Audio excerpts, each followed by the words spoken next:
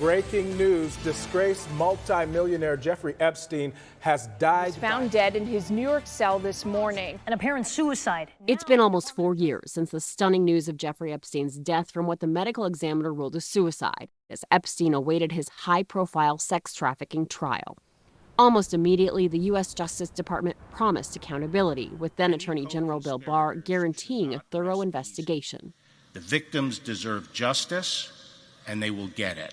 But all these years later, the Department of Justice has failed to provide any answers about how Jeffrey Epstein was allowed to die while in the custody of the federal government. I would say on behalf of victims, we put our faith in the justice system, that when someone's arrested, it's going to be handled correctly. At a minimum, they're not going to be able to commit suicide. Attorney Lisa Bloom represented 8 of Jeffrey Epstein's accusers. She believes the criminal justice system failed them the moment he was left alone in his cell the night he died. And it's not that difficult. You have cameras, make sure that they're working. You have guards, make sure that they stay awake. But apparently in this case, everything fell through the cracks.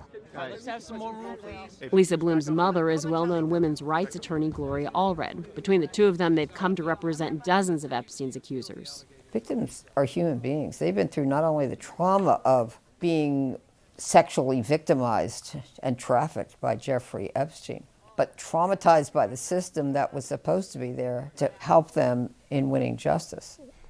In your perfect world, what would you like to see for his victims?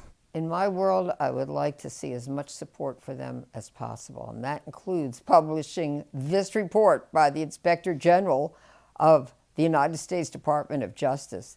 That long-promised DOJ Inspector General's report was supposed to shed light on Epstein's death and the failure to guard a high-profile inmate. There's no justification for 3.5 years to go by on really just investigating one incident. Jeffrey Epstein was allowed to escape justice in life, and he was allowed to escape justice in death. And now there's no justice for the victims. It just continues. To see what we could learn, Scripps News filed Freedom of Information Act requests for thousands of documents from the Bureau of Prisons. The paperwork revealed that the Inspector General's office arrived at the prison the same day Epstein died and almost immediately started gathering evidence, like computers and phone logs. We also uncovered emails notifying employees the Inspector General wanted to interview them. But where this investigation went next remains a mystery. Think Jeffrey Epstein didn't kill himself? Well, you're wrong. He didn't kill himself, right? Mossad, MI6, CIA. You're going to have to trust the super trustworthy authorities on this one again. In that information vacuum, conspiracy theories have exploded on the internet, suggesting Epstein may have been killed to cover up for his high-profile friends. Jeffrey Epstein's brother, Mark, is convinced his brother didn't die by suicide and told Scripps News the Inspector General hasn't reached out to a string of potentially key witnesses. One of those people is famed forensic pathologist Dr. Michael Baden. Mark Epstein hired him to be present at his brother's autopsy. I think that the evidence points toward homicide rather than suicide. Why? In multiple interviews, Dr. Baden has pointed to specific neck bone fractures sustained by Epstein, which Baden said he hasn't seen in a suicide in 50 years of investigating deaths. The New York Medical Examiner has pushed back on Baden's statements, standing by her conclusion that Epstein died by suicide. Baden has said publicly his observations aren't conclusive, but there's enough evidence of homicide in his view that it shouldn't be discounted as a possibility without a deeper investigation. Attorney David Schoen, who was in talks with Epstein to take over his case, agrees. If anybody knows what they're doing in terms of forensic pathology, Michael Baden would be one of them. And he was in the room. He was in the room. We told Schoen that Baden hasn't yet been contacted by the Department of Justice, OIG. That's shocking. That makes no sense on any level for any legitimate reason.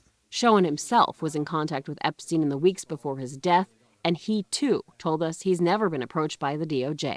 Do you think you should have been contacted? I would think so. I mean, I did spend 5 hours with him 9 days before. He had hired me to represent him in his case. Scripps News also spoke with Mark Furnich, one of Epstein's defense attorneys, who says he has not heard a thing from the feds either. He calls the DOJ's entire investigation a farce. Does that raise concerns for you that some of these people haven't been contacted? I don't know why. I don't know who they think is relevant or not relevant to their ultimate report and conclusions in their report. But time is of the essence. As part of the thousands of documents we obtained from the Bureau of Prisons, we noticed a lot of the material focused on Epstein's behavior and mindset in the weeks leading up to his death. If they think that the period of time 2 weeks before he died was relevant and his mood and all of those sorts of atmospherics were relevant, then it was even more surprising that I hadn't been contacted. Schoen told Scripps News at the time of Epstein's death, Epstein was actively making plans to fight his case in a courtroom, but Schoen's never had a chance to tell that to investigators. I worry about the integrity of the process at this point if they haven't shown any greater interest in interviewing people who should have been interviewed. Scripps News Investigates reached out to the Department of Justice by phone and email to try to understand why people like Dr. Bodden, David Schoen, and Mark Furnich were never contacted, and to get an update on the status of the investigation.